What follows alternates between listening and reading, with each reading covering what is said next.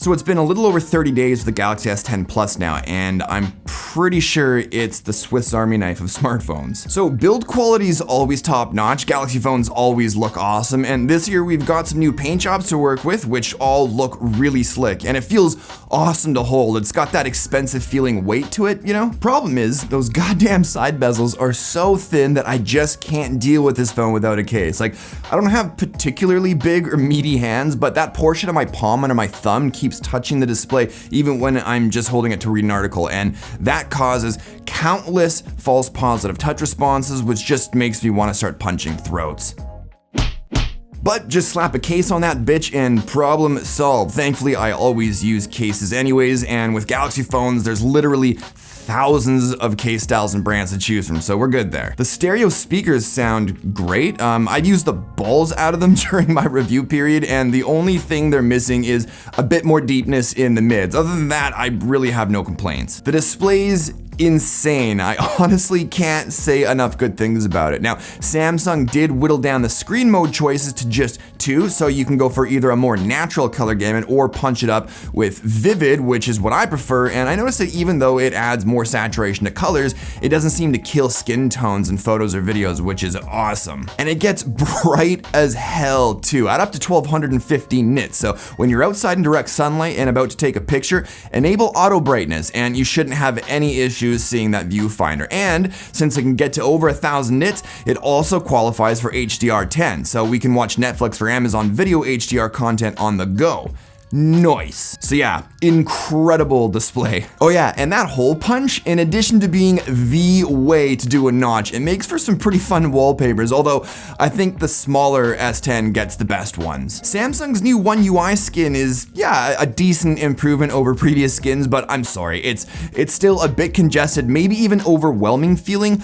I can easily see people buying this phone and then getting lost, frustrated, or simply confused while going through the settings and getting everything set up. And that actually leads me to Bixby. I don't personally use it. I know some people that do for whatever weird reason, but at least this time around Samsung lets us map it to almost anything we want, except for third-party voice assistants. Luckily, there's a bunch of different and easy ways to work around that, which I've done, but it still sucks to see that the one thing most of us wanted native support for, Samsung blocked. But overall, I do really like a lot of the aesthetic changes, and performance has been just fine. Bloody thing's snappy as hell. And right out the box, we get 128 gigs of internal storage with the least expensive model and up to 1 terabyte for the most expensive, which is insane for internal storage. But at 128 gigs, man, it's been awesome. Just think about how many pirated shows and movies you could store. Not that you should do that, because it's illegal and stuff. In-display fingerprint scanner, baby. Okay, so at this point, I've only had experience with one other phone with this type of tech, and that was the OnePlus 6T, which uses light for its fingerprint scanner tech. Samsung, on the other hand, is using ultrasonic sound waves, which is supposed to be both faster and more accurate. And it is, but in my experience, it's not the silver bullet everyone was expecting it to be. Now, don't get me wrong, it's faster than I can calculate the sum of a geometric sequence, whatever the hell that means, but accurate?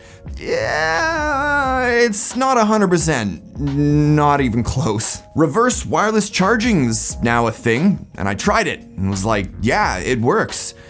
Cool, and then I never use it again. It's one of those things that's actually really nice to have, but you'll probably only use it once or twice a year. But it's still really nice to have, and I don't want to see it go. Battery life has been nuts for me. On the S10 Plus, we're working with a 4100 milliamp hour battery. Most days with average usage, I'd end the day with at least 60% left. On hard to use days filled with a shit ton of YouTube, web browsing, and music streaming, I usually end with a little over 40% left, which for me is amazing. And then a full day filled with nothing but picture taking and streaming music, I ended the day with 20% left. But then if we get into the whole 15-watt fast charging discussion, battery life starts to become a non-issue. Okay, the cameras. Holy shit. This is the part of the review that's been a goddamn roller coaster for me. So on the rear, we've got 2 12 megapixel cameras in both wide and telephoto flavors, and then a third 16 megapixel ultra wide. Nailing focus has been pretty consistent, and if it doesn't lock on to what I want, a quick tap to focus and an exposure adjustment usually does the trick.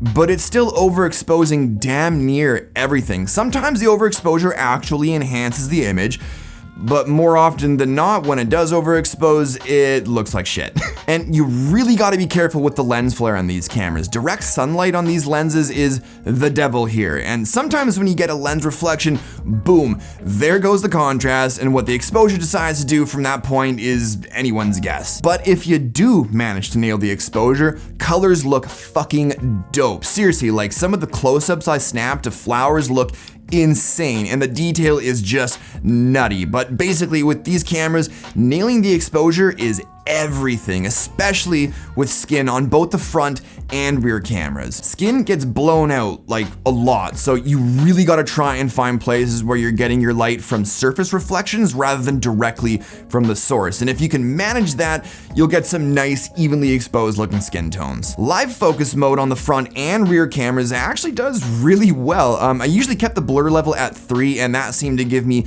good background separation while still being able to handle my beard, which really impressed me. Low light performance sucks. Most of the time it's blurry and super noisy. It doesn't have a dedicated night mode unless you enable scene optimization, and even then, only sometimes it kicked in, and when it did, it sucked. Maybe I've got a dud here, but I'm pretty disappointed with its low light performance in night mode. But aside from the shitty low light performance and the constant overexposing, having 3 focal lengths to choose from is baller. Like, I've taken pictures with the standard wide angle and thought it looked good, but then snapped one with the ultra wide just for shits and giggles, and that one ended up coming out better than the first one. It's great. I love it. Anyways, wrapping up, the S10 Plus has some flaws, like most phones, but I think this might be one of the first phones I've ever considered to be like the perfect Swiss Army knife of phones.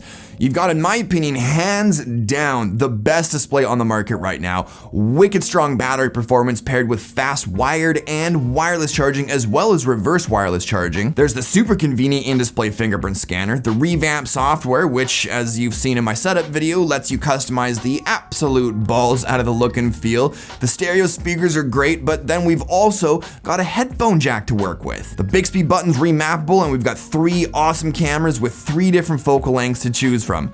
Sure, they can be a pain in the ass, but when they behave, man, do they take nice pictures. So yeah, Swiss Army knife of smartphones, baby. But I think that about does it for this one. If you own a Galaxy S10 or S10 Plus, let me know if you agree or disagree with anything I said in this video in the comments below. Maybe your experience has been completely different than mine. If you liked the video, show me some love with that thumbs up button, and if you're new to my stuff, don't forget to subscribe for new videos every Saturday. But thanks, as always, for watching, and I'll talk to you on the next one.